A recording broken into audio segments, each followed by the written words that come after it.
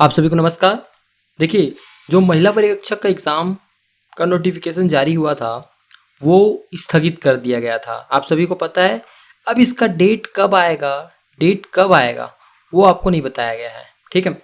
इसीलिए अभी समय है, तो हम इसकी एमसीक्यू की प्रैक्टिस ज़रूर करेंगे।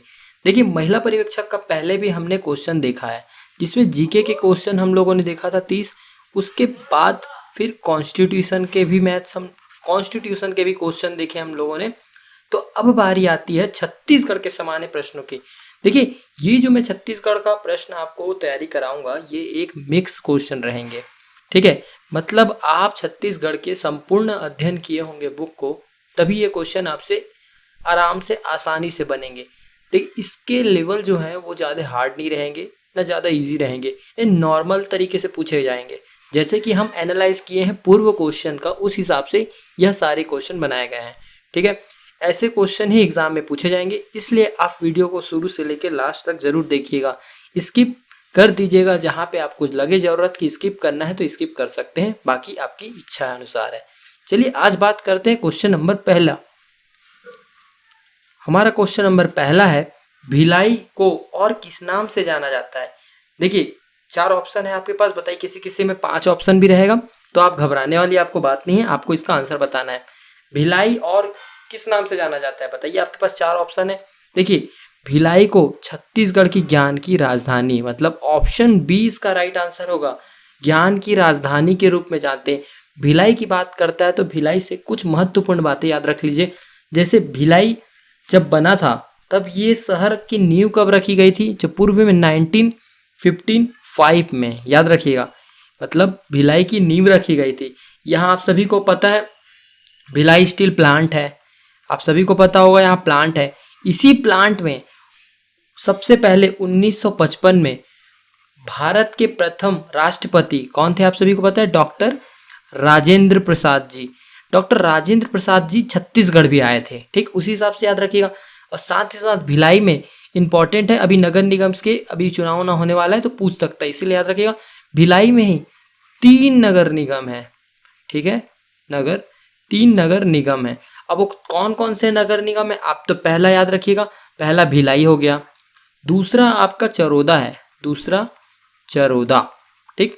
और तीसरा हमारा रिसाली, जो कि सबसे नया, मतलब छत्तीसगढ़ का 14वां नगर निगम है, ठीक। याद रहेगा, इतना क्वेश्चन आपको याद रखना है। साथ ही साथ भिलाई में याद रख लीजिएगा हमारा पुराना चिड़ियाघर भी है, कौन सा, तो ये आपका मैत्री बाग, ठीक, याद रहेगा। और छत्तीसगढ़ का मंदिरों का नगर, मतलब मंदिरों की नगरी, तो मंदिरों की नगरी कहलाता है आरंग, याद हो जाएगा आपको। इतना इसके बारे में डिटेल याद रखिएगा। अगर हम सब क्वेश्चन के बारे में इतना डिटेल देखते जाएंगे तो वीडियो बड़ा हो जाएगा। हम प्रैक्टिस कर रहे हैं, ज़्यादा डीप में जानकारी नहीं ले पाएंगे, क्योंकि इतनी जानकारी हमारे लिए काफ़ी रहेगी, ठीक है। बात करते हैं नेक्स्ट क्वेश्चन की ओर। देखिए, नेक्स्ट क्वेश्चन है, माड़िया जनजाति द्वारा वेडु कुर्मा शब्द का उपयोग किसने के लिए किया जाता है। देखिए, जितने भी जनजाति होती है ना, उन जनजातियों में कुछ कुछ शब्द होते हैं, जिसमें हो गया आपका लाल बंगला हो जाएगा, ऐसे ऐसे कुछ हवेली होंगे, इसके नाम वाम यूज होगा। इसमें बोल रहा वेडु कुर्मा। अब जनजाति के पार्ट्स को ना अच्छे से तैयार कर लीजिएगा। जब मैं छत्तीसगढ़ की क्लास अगर लूंगा, तो मैं आपको अच्छे तरीके से याद करवा दूंगा सब कुछ, कैसे ट्रिकली याद करना है सब कुछ, ठीक। अभी बताइए, वेडु कुर्मा शब्द का उपयोग किस लिए हुआ है, तो वेडु कुर्मा का अर्थ हुआ है मकान के लिए, ठीक है। ऑप्शन ए इसका राइट आंसर होगा। देखिए, जो वेडु कुर्मा है ना मकान के रूप में, वो किस जनजाति द्वारा किया गया है, तो सबसे बड़ी बात है माड़िया जनजाति द्वारा। इसमें 5 हिस्सों में विभक्त किया जाता है। इस मकान वाले जो हिस्सा है उसको 5 भागों में विभक्त किया जाता है, मतलब माड़िया जनजाति द्वारा, जिसमें कि आप याद रखिएगा अहुंगी, क्या याद रखिएगा, अहुंगी, अह पानी, और साथ ही में याद रखिएगा आगता और सेंटम और वेडु कुर्मा। देखिए, ये जो 5 मैंने नाम बताए, ये सारे जनजातियों में उपयोग होने वाले मकान से रिलेटेड शब्द हैं। अगर पूछेगा आपसे एग्जाम में, तो इसमें से याद रखिएगा अहुंगी, अपानी, आगता, सेंटम और वेडु कुर्मा, ठीक, याद रहेगा। देखिए, माड़िया जनजाति किसकी जनजाति है, उपजाति है, तो ये गोड़ की उपजाति है, याद रखिएगा किसकी उपजाति है, गोड़ क्यों उपजाती है? अब गोड़ क्यों उपजाती है तो माड़िया की उत्पत्ति कहाँ से हुई है? तो माड़िया की उत्पत्ति याद रखिए भीमूल देव, भीमूल देव, ये इंपॉर्टेंट है। भीमूल देव याद रखिएगा, ये भीमूल देव के आशीर्वाद से ही यह नाम रखा गया है। आखिरकार माड़िया की जो बोली है वो क्या है? तो याद रखिएगा बोली आपका कोयतूर बोली है, कोयतूर बोली है। इतना डिटेल आप काफ़ी आपको याद रखना के लिए, क्योंकि जनजाति के बारे में इतना कुछ जानना हमारे लिए ज़रूरी है, क्योंकि यहाँ से क्वेश्चन आना फिक्स है ना, इसीलिए इतना याद रखिए। चलिए नेक्स्ट क्वेश्चन पे ध्यान देते हैं।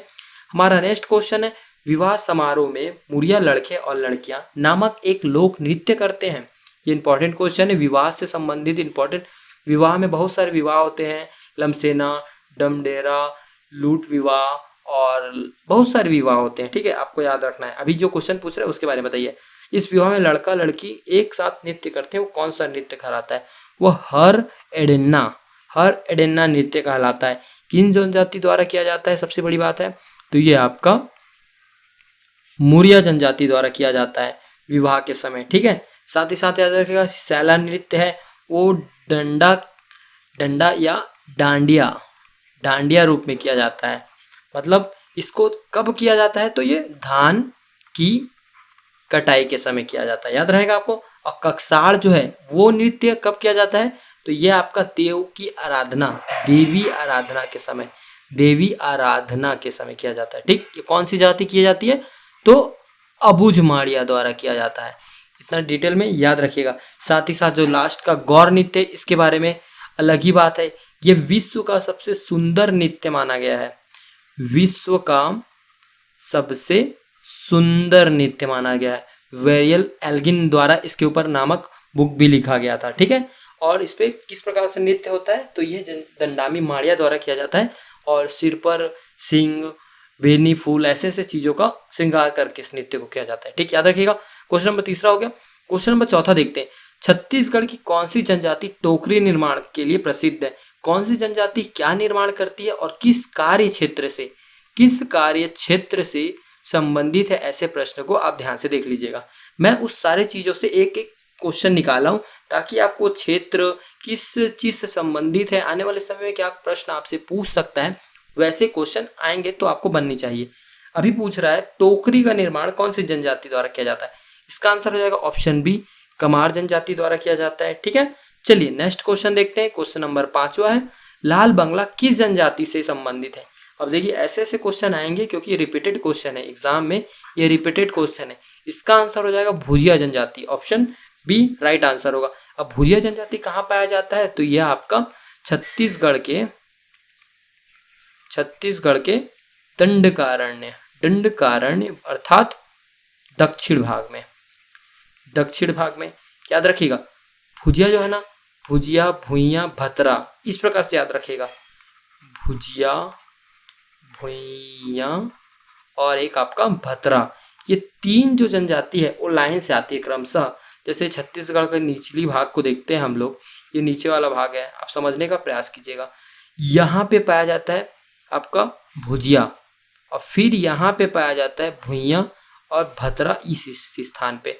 अभी मैप है छत्तीसगढ़ का दंडकारण्य का हिस्सा, मतलब दक्षिणतम भाग है, ठीक है, जिसमें कि बस्तर के जिले हैं ये सारे। चलिए नेक्स्ट क्वेश्चन पे बात करते हैं। हमारा नेक्स्ट क्वेश्चन है, राधे श्याम बारले निम्नलिखित में से किस क्षेत्र से जुड़े हुए हैं? इंपॉर्टेंट क्वेश्चन है। इन्हें ही पद्मश्री से नवाजा गया था, ठीक। इन्हें कब पद्मश्री से नवाजा गया था? शायद 2021 या 2020 है। आप कमेंट में बताएंगे कि इसको इन्हें पद्मश्री से कब सम्मानित किया गया था, तो किस क्षेत्र से दिया गया था? तो कला, संगीत और नृत्य। देखिए पद्मश्री, पद्म पुरस्कार, पद्म विभूषण और पद्म विभूषण, ये तीन जो पद्म पुरस्कार दिए जाते हैं, इन सारे पुरस्कार को, छत्तीसगढ़ के सारे पुरस्कार को आप याद जरूर कर लीजिएगा। यहाँ से 1 से 2 क्वेश्चन इंपॉर्टेंट है हर एग्जाम के लिए ना, हर एग्जाम के लिए इंपॉर्टेंट है। देखिए अभी जो कि आपका राज्य अलंकरण पुरस्कार, सही बात है, अभी नवंबर तक में फिर राज्य अलंकरण पुरस्कार भी दे दिया जाएगा, तो उसे भी आपको याद रखना है। इसीलिए पद्म पुरस्कार जितने भी छत्तीसगढ़ में दिए गए हैं, पूरा डेट बाई डेट याद रखना है आपको, ठीक है, याद रहेगा ना, सब याद कर लीजिएगा, वरना मेरे को बताइएगा, मैं आपको याद करा दूंगा। चलिए नेक्स्ट क्वेश्चन को देखते हैं। नेक्स्ट क्वेश्चन है, छत्तीसगढ़ राज्य में सबसे बड़ा भूमिगत और यांत्रिकी कोयला खान कौन सा है, बताइए कौन सा है। तो ये आपका इसमें टोटल 4 ऑप्शन है, तो यह हो जाएगा मुकुंद घाट। ठीक है, मुकुंद घाट इसका आंसर होगा। ये मुकुंद घाट कहाँ है, तो आपका कोरबा जिले में। कहाँ है, कोरबा जिले में। कोरबा जिले में कोयले खदान का एक भंडारण है, मान के चलिए। ठीक है, एक हब के रूप में कोयला के लिए प्रसिद्ध है कोरबा। यहाँ आपका दीपका है और कुसमुंडा है, कोरबा है, गेवरा माइंस है, अनेक कोयला क्षेत्र हैं यहाँ। ठीक, जिसमें से आपका बोल रहा है सबसे बड़ा भूमिगत, मतलब छत्तीसगढ़ का सबसे बड़ा भूमिगत, तो कहाँ है यहाँ का, मुकुंद घाट।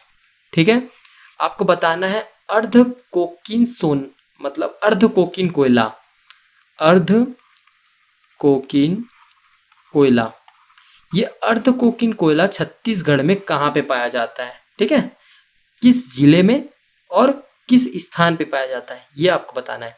चलिए क्वेश्चन नंबर 8 पर बात करते हैं। क्वेश्चन नंबर 8 है, छत्तीसगढ़ राज्य की नवीन उद्योग नीति का समय कब से कब तक है। ये हर एग्जाम में किसी ना किसी रूप में पूछ ही रहा है, तो इसीलिए आपको इसको याद रखना ही होगा। बताइए इसका आंसर क्या होगा।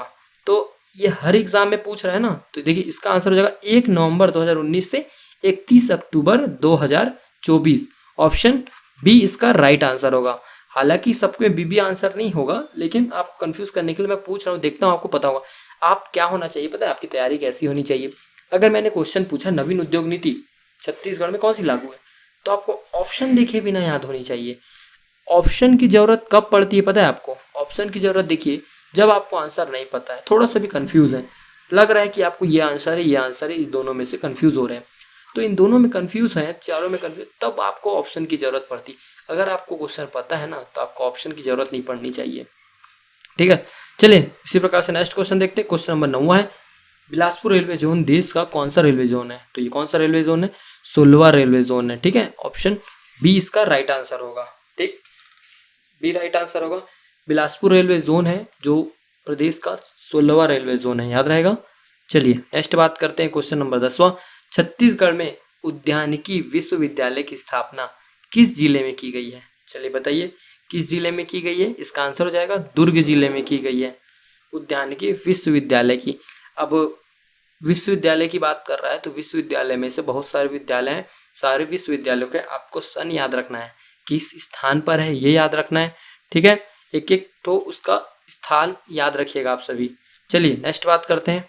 क्वेश्चन नंबर हमारा 11वां, प्रदेश का सर्वश्रेष्ठ सागौन वृक्ष पाया जाता है। इंपॉर्टेंट क्वेश्चन है, सागौन वृक्ष कहाँ पाया जाता है, ये खुरसैल घाटी में पाया जाता है। खुरसैल घाटी कहाँ है, तो खुरसैल घाटी आपका बस्तर में स्थित है। ठीक है, चौराहों का शहर किसको कहते हैं, तो ये आपका जगदलपुर को चौराहों का शहर कहते हैं। किसने बनवाया था, ये इंपॉर्टेंट हो जाता है, तो ये आपका रुद्र प्रताप देव द्वारा। ठीक, ऐसे इंपॉर्टेंट क्वेश्चन है, आप याद करने का कोशिश किया कीजिए। मतलब जगदलपुर की बात हो रहा है तो जगदलपुर कहाँ है, मैप में तुरंत क्लिक करना चाहिए, क्या जगदलपुर की विशेषताएं हैं, क्या रोड है, ये सब क्वेश्चन बहुत सारे चीज आते हैं छत्तीसगढ़ में। अगर आप पूरे पढ़े होंगे तो आपको तुरंत याद हो जाएगा इसका आंसर। चलिए फिलहाल ये MCQ के सीरीज हैं, तो आपको सिर्फ इसमें आंसर बताना है। चलिए क्वेश्चन नंबर 12 है, पामेड़ अभ्यारण्य किस जिले में स्थित है। तो बताइए किस जिले में स्थित है, ये आपका बीजापुर जिले में स्थित है। बीजापुर की स्थित है बीजापुर में, तो और एक बीजापुर में स्थित है, कौन सा अभ्यारण्य है, तो ये आपका कौन सा है, भैरमगढ़ अभ्यारण्य। अब पामेड़ अभ्यारण्य की स्थापना कब हुई है, तो 1983 में हुआ है। ठीक है, 1983 में इसकी स्थापना हुई है। साथ ही साथ जो है भैरमगढ़ है, इसकी भी स्थापना 1983 में हुई है। और जो ये भैरमगढ़ पामेड़ अभ्यारण्य है, पामेड़ अभ्यारण्य जो है इसका वर्ग किलोमीटर पूछता है आपका, 265 वर्ग किलोमीटर है। ठीक, याद रखिएगा। देखिए छत्तीसगढ़ में टोटल अभ्यारण्य की संख्या कितने हैं, तो आप सभी को पता है 11। कौन से अभ्यारण्य कहाँ है, देखिए अभ्यारण्य में क्या याद रखना है आपको, सबसे पहले बता दे रहा हूँ, अभ्यारण्य में याद रखना है कहाँ है, कहाँ है। ठीक है, और कब स्थापित हुआ है। ठीक है, कितने वर्ग किलोमीटर क्षेत्र में फैला है। ठीक है, जीव जंतु ठीक, वहाँ के जाति जंतु ये सब याद रखना है, ये याद रखिएगा।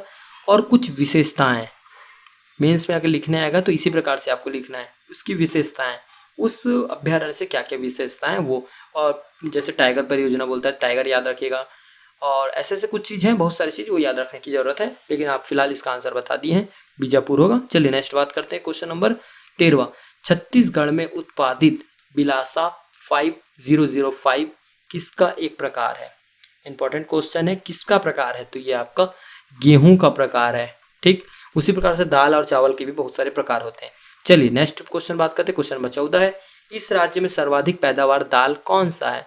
तो कौन सा दाल सबसे अधिक पैदावार होती है? तो ये आपका चना होता है। ठीक, लाखड़ी से बात याद आ गया, लाखड़ी एक प्रकार की दाल है, याद रखिएगा, एग्जाम में पूछता है लाखड़ी क्या है, तो ये लाखड़ी दाल है। लाखड़ी आ गया, लावनी, लावनी मतलब समझते हैं आप, ये लावनी क्या है? पार्क है, ये लावनी पार्क है। लावनी कहाँ है? तो ये आपका जगदलपुर में है। ठीक, याद रहेगा, ऐसे ऐसे याद कर लिया करिए कुछ कुछ चीज।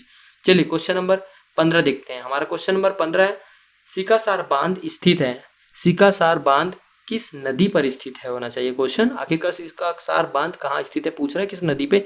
इंपॉर्टेंट क्वेश्चन है ये भी, कौन सी नदी कहाँ से निकलती है, उसके ऊपर कौन कौन सी परियोजना स्थित है, कौन सी बांध स्थित है, कब, कितनी लंबाई है, ये सब इंपॉर्टेंट हो जाता है। बताइए इसका आंसर क्या होगा? इसका आंसर हो जाएगा ऑप्शन ए, पैरी नदी। पैरी नदी पे है। पैरी नदी कहाँ बहती है? तो पैरी नदी आपका गरियाबंद जिले में बहती है। ठीक है, गरियाबंद। और पैरी नदी संगम भी बनाती है। ठीक, संगम, संगम में भी इसका मतलब क्षेत्र प्रभाव देखा जाता है, संगम के रूप में भी ये जाती है, जिसमें कि आपका महानदी, पैरी नदी, लात नदी, ये 3 नदी का संगम मिलता है। उस संगम पे ही शिवरी नारायण है, शायद शिवरी नारायण, शिवरी नारायण मंदिर स्थित है। ऐसे संगम में इसका प्रमुख अहम हिस्सा है। चलिए नेक्स्ट देखते हैं, क्वेश्चन नंबर 16 है, असत्य कथन का चयन करना है बच्चों। ठीक है, असत्य कथन, क्वेश्चन पढ़िए। पवई जलप्रपात बलरामपुर जिले में है, तीरथगढ़ जलप्रपात सबसे ऊंचा है, चित्रकूट जलप्रपात सबसे चौड़ा है, या रक्सगंडा जलप्रपात हसदेव नदी पर है। आपके पास 4 ऑप्शन है, इसमें से असत्य कथन बताना है। असत्य क्या है? तो या मैं बता देता हूँ, ऑप्शन डी इसका असत्य कथन है। रक्सगंडा जलप्रपात जो है हसदेव नदी पर नहीं, ये आपका रिहंत नदी पर है। ठीक, अगर आप पढ़े होंगे तो आपको सारा चीज याद हो गया हो। चित्रकूट जलप्रपात सबसे चौड़ा है, जी हाँ 90 मीटर, याद रहेगा। और ये चंद्र अर्धकार, ठीक, चंद्र अर्धकार, घोड़े की नाल के रूप में भी इसको समझ सकते हैं। तीरथगढ़ जलप्रपात सबसे ऊंचा है, जी हाँ, ये 300 कुछ एवब 384 या कुछ है। ठीक है, ये भी फीट उतना ऊंचाई में है। पवई जलप्रपात, ठीक, पवई जलप्रपात बलरामपुर जिले में, यस, ये सब सही है। बाकी रक्सगंडा जलप्रपात सिर्फ रिहंत नदी पर है, हसदेव पे नहीं है। ठीक है, याद रहेगा। चलिए नेक्स्ट क्वेश्चन, क्वेश्चन नंबर 17 है, गंधेश्वर मंदिर किस नदी के तट पर स्थित है? इंपॉर्टेंट क्वेश्चन है, कौन सी मंदिर किस नदी के तट पर स्थित है, ऐसे क्वेश्चन पूछेंगे। तो बताइए अभी फिलहाल गंधेश्वर मंदिर किस नदी के तट पर स्थित है पूछ रहा है। कौन सी नदी के तट पर स्थित है? ये आपका महानदी के तट पर स्थित है, ऑप्शन डी राइट आंसर होगा। चलिए नेक्स्ट देखते हैं, क्वेश्चन नंबर 18 है, कन्हार मिट्टी का काला रंग किसकी उपस्थिति के कारण होता है? तो ये आपका टाइटेनिक फेरस मैग्नेटाइट की वजह से, ऑप्शन बी इसका राइट आंसर होगा। जो ये फेरिक ऑक्साइड है ये आपका लाल कलर के रूप में दिखाता है। ठीक, याद रहेगा। चलिए नेक्स्ट देखते हैं, क्वेश्चन नंबर 19 है, केशकाल घाट तेलीन घाट किन 2 भौतिक क्षेत्रों के बीच सीमा बनाती है? केशकाल घाट की बात कर रहा है, चुपचाप याद रखिएगा, केशकाल घाटी की बात कर रहा है। तेलीन घाटी, वहां से तेलीन एक नदी बहती है जहाँ तेलीन माता का मंदिर है, इसीलिए पूछ रहा है इन दोनों भौतिक क्षेत्रों के बीच सीमा बनाती है। आखिर कौन सी क्षेत्र सीमा बनाती है पूछ रहा है। तो ये सीमा छत्तीसगढ़ बेसिन और बस्तर पठार का सीमा बनाती है। यहाँ देखिए, मैं एक मैप के हिसाब से आपको इसको समझाने का प्रयास करता हूँ शॉर्टकट मैप में। ये देखिए बोल रहा है केशकाल घाटी, अब केशकाल घाटी यहाँ पे है, तेलीन घाटी यहाँ पे, एक बड़ा सा यहाँ पे मान लीजिए पर्वत है। अब इस पर्वत को इस साइड से अलग और इस साइड से अलग दिशा में परिवर्तन करता है, मतलब बस्तर का पठार नीचे हो गया, ये छत्तीसगढ़ बेसिन है ना, बीच का जो हिस्सा है छत्तीसगढ़ बेसिन का हिस्सा है, ये वाला हिस्सा है, और बस्तर का पठार ये वाला हिस्सा है। मतलब ये जो केशकाल घाटी है इन दोनों प्रभाव को अलग अलग करती है। इन प्रभाव को अलग करने से कारण क्या होता है पता है? यहाँ की नदियाँ प्रभावित होती है। यहाँ की नदियाँ, पहाड़, पर्वत, जितने भी चीज होती है सारी चीज प्रभावित होती है सिर्फ एक पठार के चलते। इतना याद रखिएगा, इसका आंसर ऑप्शन सी होगा। चलिए नेक्स्ट क्वेश्चन पे बात करते हैं, क्वेश्चन नंबर 20 है, देवगढ़ उच्च भूमि छत्तीसगढ़ के किस भाग में विस्तृत है, पूछ रहा है। इंपॉर्टेंट क्वेश्चन है, बताइए किस भाग में विस्तृत है देवगढ़ उच्च भूमि। तो ये आपका उत्तरी भाग, ऑप्शन ए इसका आंसर होगा। जैसे कि मैंने मैप अभी तुरंत समझाया आपको। देखिए इसमें क्या होता है, देवगढ़ की उच्च भूमि उत्तरी भाग बोल रहा है, मतलब यहाँ पे, ठीक यहाँ पे है, ये क्षेत्र में है देवगढ़ की उच्च भूमि। फिर इस देखिए देवगढ़ की उच्च भूमि, ये है आपका पूर्वी बघेलखंड, ये बघेलखंड, ये आपका दंडकारण्य का क्षेत्र है, ये पाट प्रदेश है। ऐसे ऐसे करके कुछ चीज़ है, बहुत सारी चीज़ याद रखना है आपको, ठीक। चलिए नेक्स्ट क्वेश्चन पे बात करते हैं। क्वेश्चन नंबर 21 है, छत्तीसगढ़ में पाए जाने वाले चूना पत्थर किस समय के हैं। बताइए चूना पत्थर किस समय के हैं। तो इंपॉर्टेंट क्वेश्चन हो जाता है 21वां, ये किस समय के हैं, तो निम्न विंध्याचल समय के। अब पूछ लेगा चूना पत्थर किस प्रकार के चट्टान में पाए जाते हैं। तो किस प्रकार के चट्टान में पाए जाते हैं, तो ये हो जाएगा आपका कडप्पा, ठीक है। कौन से चट्टान पे किस प्रकार का खनिज पाया जाता है आपको याद रखना है, तो ये कडप्पा, ठीक। चलिए क्वेश्चन नंबर 22 देखते हैं।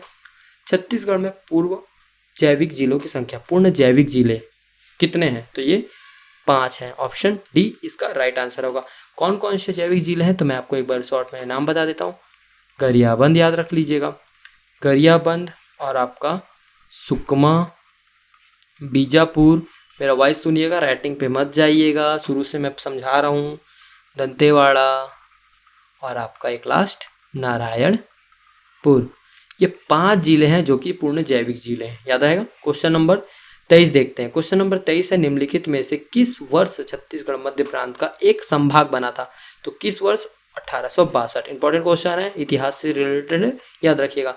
चलिए नेक्स्ट देखते हैं, कवर्धा जिले की स्थापना कब हुई। तो कवर्धा जिले की स्थापना कब हुई है, ये आपका 1998 में इसकी स्थापना हुई है। देखिए इस समय 1998 में टोटल 1998 में टोटल आपका 12 हुआ है शायद, कितना हुआ है कंफ्यूज हो रहा हूँ मैं। 1998 में आपका 12 के आसपास क्षेत्र जो हैं वो स्थापित हुए थे। 9 है शायद, 9 या 12 है, कंफ्यूज कर रहे हैं मेरे को भी।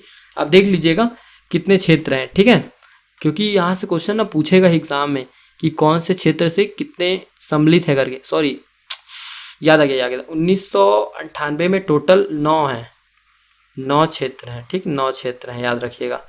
क्षेत्र बोल रहा हूँ मैं भी, जिले, 9 जिले की स्थापना हुई है, याद रखिएगा, ठीक। चलिए नेक्स्ट बात करते हैं। क्वेश्चन नंबर 25 है, छत्तीसगढ़ ब्रदरहुड एसोसिएशन बनाई गई थी, किनके द्वारा बनाई गई थी। तो ये आंसर है खूबचंद्र बघेल जी द्वारा बनाई गई थी, ऑप्शन सी इसका राइट आंसर होगा। चलिए नेक्स्ट बात करते हैं। 26 छत्तीसगढ़ राज्य के प्रथम मुख्य सचिव कौन थे। तो छत्तीसगढ़ के मुख्य प्रथम सचिव कौन थे बोल रहा है, तो कौन थे, अरुण कुमार जी, ऑप्शन ए इसका राइट आंसर होगा, ठीक। चलिए नेक्स्ट क्वेश्चन बात करते हैं। क्वेश्चन नंबर 27वां है, छत्तीसगढ़ की एक आदिवासी महिला के रूप में पहचानी जाने वाली साड़ी पहनने की अंतर्निर्मित शैली क्या है। तो इसमें से क्या बोलते हैं जो साड़ी पहनती है, उनको हम क्या कह सकते हैं। तो इसका आंसर हो जाएगा ऑप्शन डी कछोरा, ठीक, याद रखिएगा कछोरा कहते हैं। चलिए नेक्स्ट क्वेश्चन पे बात करते हैं। क्वेश्चन नंबर 28 है, महंत घासीदास स्मारक संग्रहालय किस वर्ष में स्थापित किया गया है। तो किस वर्ष स्थापित किया गया है, 1875, ऑप्शन डी इसका राइट आंसर होगा। चलिए नेक्स्ट क्वेश्चन देखते हैं। क्वेश्चन नंबर 29 है हमारा। क्वेश्चन नंबर 29 है, स्वाधीनता आंदोलन के दौरान महात्मा गांधी किन वर्षों में 2 बार छत्तीसगढ़ आए थे। इंपॉर्टेंट क्वेश्चन है, 2 बार छत्तीसगढ़ आए थे गांधी जी, तो कब कब आए थे ये पूछ रहा है। एग्जाम में पूरा डिटेल से एकदम डेट पूछेगा, हालांकि मैं आपको अभी डेट नहीं बताऊंगा क्योंकि आप कंफ्यूज हो जाएंगे। तो इसका आंसर हो जाएगा 1920 और 1933, ऑप्शन ए इसका राइट आंसर होगा, ठीक, याद रखिएगा। ये एक इंपॉर्टेंट क्वेश्चन है, ठीक है। चलिए नेक्स्ट क्वेश्चन पे बात करते हैं। क्वेश्चन नंबर 30वां है, बस्तर क्षेत्र में सन 1856 में अंग्रेजी सरकार के खिलाफ विद्रोह करने पर किनको फांसी दिया गया था। तो ये धुरवा राव जी को दिया गया था, ऑप्शन ए राइट आंसर होगा। क्वेश्चन नंबर 31 देखते हैं, सीताबर्डी का युद्ध कब हुआ था। इंपॉर्टेंट क्वेश्चन है, सीताबर्डी का युद्ध 1817 में हुआ था, ठीक है। किस क्षेत्र में हुआ था आपको आंसर बताना है, इसका कमेंट में बताइएगा। क्वेश्चन नंबर 32 है, महामाया मंदिर किसके शासनकाल के दौरान बनाया गया था। ये कलचुरी शासक थे, मैं आपको हिंट दे देता हूँ, यह एक कलचुरी शासक थे। तो किनके समय बनाया गया था, तो ये रत्नदेव प्रथम के शासनकाल में इसका स्थापना किया गया था। चलिए नेक्स्ट क्वेश्चन देखते हैं। क्वेश्चन नंबर 33 है, छत्तीसगढ़ में महा पाषाण युगीन सभ्यता के अवशेष कहाँ मिले हैं? इंपॉर्टेंट क्वेश्चन है, बताइए इसके अवशेष कहाँ मिले हैं, बताइए कहाँ मिले हैं? तो ये आपका मल्हार में मिले हैं। मल्हार कहाँ है? तो ये आपका बिलासपुर जिले में है। ठीक, याद रहेगा, मल्हार बिलासपुर जिले में। चलिए नेक्स्ट बात कीजिए, क्वेश्चन नंबर 34 है, डोंगरगढ़ का प्राचीन नाम क्या है? तो डोंगरगढ़ का प्राचीन नाम कामवतीपुरी है। ठीक, ऑप्शन बी राइट आंसर होगा। डोंगरगढ़ कहाँ स्थित है? तो ये आपका राजनंद गांव में स्थित है। कौन सी माता है? तो पमलेश्वरी माता का मंदिर, पमलेश्वरी माता का मंदिर स्थित है। ठीक है, सारे जैसे मंदिर आते हैं, कुछ इंटरेस्टेड आपको जानना रहता है, अगर इंटरेस्ट है आपको जानने में, अगर जैसे पमलेश्वरी मंदिर कहाँ स्थित है, कब कब स्थापित हुआ, ये सब जानकारी चाहिए, करंट की जानकारी चाहिए, मतलब समझ चाहिए तुरंत, तो आप मेरे इंस्टाग्राम पेज को फॉलो कर सकते हैं। आपको इसका लिंक हमारे डिस्क्रिप्शन में मिल जाएगा, वहाँ पे जाइएगा, लिंक को क्लिक कीजिएगा, आप सीधा मेरे पेज पे पहुँच जाएंगे। मेरा पेज है शिजी PSC नॉलेज के नाम से आपको दिखेगा, उसमें टोटल 8K फॉलोवर्स हैं। ठीक, 8000 फॉलोवर हैं, वो वाला पेज है। एक और मेरा पेज है जो कि मेरा फेक पेज बन गया है, किसी ने फेक पेज बना दिया, उसको फॉलो मत कीजिएगा। ये 8K वाला आएगा, 8K के अप है, उसी को फॉलो कीजिएगा। ठीक है, उसका लिंक मैंने आपको डिस्क्रिप्शन में दे दिया, वो मेरा ओरिजिनल लिंक है। चलिए बात करते हैं क्वेश्चन नंबर 35। क्वेश्चन नंबर 35 है जो कि लास्ट क्वेश्चन है आज के सेशन का। फिर उसके बाद हम देखेंगे साइंस के क्वेश्चन आपके लिए लाएंगे। उस साइंस के क्वेश्चन से आप देखिएगा कि क्या क्या क्वेश्चन आपसे बन रहा है और किस प्रकार से क्वेश्चन आपसे पूछेगा, मैं आपसे डिस्कस करूंगा। बताइए, छत्तीसगढ़ में देहरोरी व्यंजन कब मनाया जाता है? ये देहरोरी व्यंजन है क्या, ये भी इंपॉर्टेंट हो जाता है। तो कब मनाया जाता है? ये आपका दीपावली के समय मनाया जाता है। ऑप्शन सी इसका राइट आंसर होता है। ये देखिए देहरोरी है ना, इसको छत्तीसगढ़ में देसी क्या बोलते हैं? देसी रसगुल्ला। क्या बोलते हैं? रसोगुल्ला। बंगाली में बोलते हैं ना रसोगुल्ला। खाबे रसोगुल्ला, हाओ खाबो रसोगुल्ला। छत्तीसगढ़ी आते बोला, काबर के मैं भी एक छत्तीसगढ़िया हूँ। हर बार मैं छत्तीसगढ़ी बोल सकूँ लेकिन नहीं बोला था। ठीक है, आप मल्ला जैसे ठीक लगे बताइए। देखिए देसी रसगुल्ला बोलते हैं। ये किस चीज़ से बनता है? तो सबसे बड़ी बात है, यह चावल आटे से बनता है, चावल आटे का बनता है। गुलगुला भी होता है ना, याद रखिएगा, एक गुलगुला, ये जो गुलगुला है ना, ये आपका आटे से बनता है, जबकि देसी रसगुल्ला बोले तो देहरोरी चावल आटे का बनता है। याद हो जाएगा ना इतना क्वेश्चन आपको। चलिए आज के लिए इतना ही इंपॉर्टेंट क्वेश्चन था। नेक्स्ट वीडियो में मिलते हैं बच्चों, तब तक के लिए जय हिंद, जय भारत, जय छत्तीसगढ़।